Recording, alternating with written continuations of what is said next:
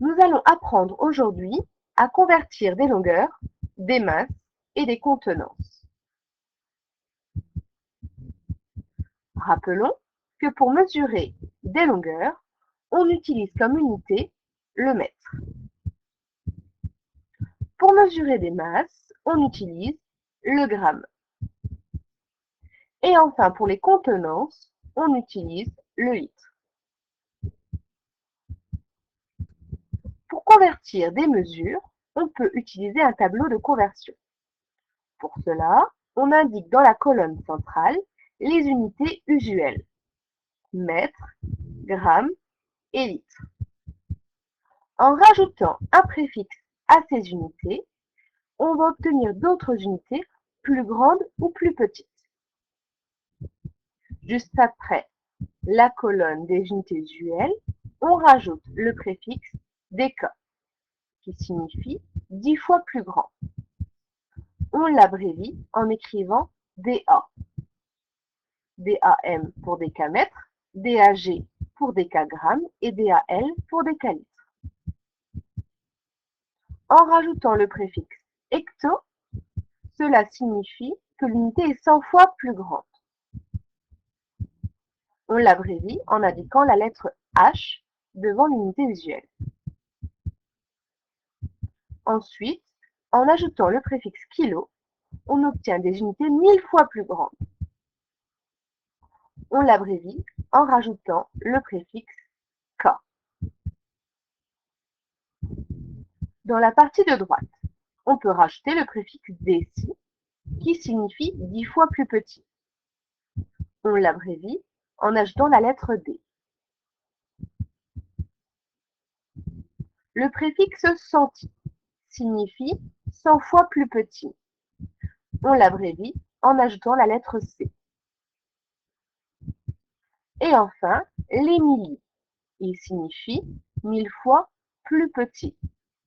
On rajoute pour cela la lettre M. Voici notre tableau de conversion. Voyons maintenant comment utiliser ce tableau pour convertir des mesures. Prenons un premier exemple. On veut convertir 34 hectomètres en centimètres. Pour cela, on regarde l'unité de départ, les hectomètres. On va placer le chiffre des unités du nombre de départ, le 4. Et on complète le 3 dans la colonne des kilomètres. Pour obtenir des centimètres, on complète avec des zéros jusqu'à la colonne des centimètres. On obtient alors 34 hectomètres est égal à 340 000 centimètres. Prenons un deuxième exemple. On veut convertir 640 centigrammes en décigrammes. On cherche le chiffre des unités, 0, que l'on va placer dans la colonne des unités de départ, les centigrammes. Et on complète les colonnes d'à côté avec les autres chiffres, 4 et 6. On cherche le résultat en décigrammes.